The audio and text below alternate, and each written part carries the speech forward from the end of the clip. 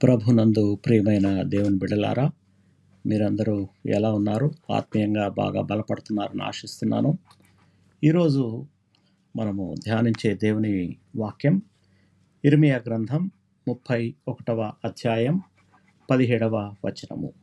రాబోవు కాలమునందు నీకు మేలు కలుగునను నమ్మిక ఉన్నది. ఈ చదవబడిన వాక్య భాగం ఒక విశ్వాసికి భవిష్యత్తు గురించి ఇచ్చే ఆశ మరియు ధైర్యం. మనం కష్టాల్ని ఎదుర్కొన్నప్పటికి కూడా దేవుని ఆలోచనలు, తలంపులు ఎప్పుడూ మన మంచికే ఉంటాయి. ఇర్మియా 29:11 ఇలా ఉంది: నేను మిమ్మును గూర్చి ఉద్దేశించిన సంగతులను నేను ఎరుగుదును. రాబోవు కాలమందు మీకు నిరీక్షణ కలుగునట్లుగా అవి సమాధానకరమైన ఉద్దేశములే కానీ హానికరమైనవి కాదు. ఇదే యెహోవా వాక్కు.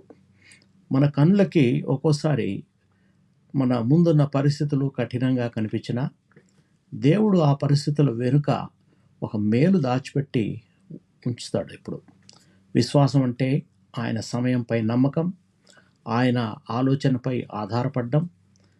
భవిష్యత్తు మన చేతిలో లేకపోయినా దేవుని చేతిలో ఉందని మనం నిశ్చయంగా విశ్వసించాలి.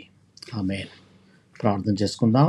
మమ్మల్ని మిక్కిలిగా ప్రేమించిన మా ప్రియ పరలోకపు తండ్రి, నీ వాక్యంలో చెప్పినట్లు రాబోయే కాలంలో నాకు మేలు కలుగునని నేను నమ్ముతున్నాను. ప్రభువా, కష్టకాలంలోనూ అనిశ్చితిలోనూ నా చూపు నీ మీదే ఉండనీము. నా జీవితం నీవు ఉంచిన ఆలోచనలను నేను గౌరవించుచు సహనంతో నీ సమయాన్ని నిరీక్షించుటకు ఉండేలాగున నన్ను బలపరచము.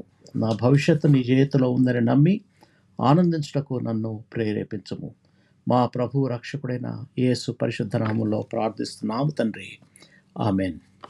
ప్రియులారా, మీకు ఎవరికన్నా ప్రార్థన అవసరం ఉంటే నా వాట్సాప్ నెంబర్ ఇవ్వబడింది. మీరు నాకు మెసేజ్ చేయొచ్చు లేదా ఫోన్ చేయొచ్చు. నెంబరు +965 94724454.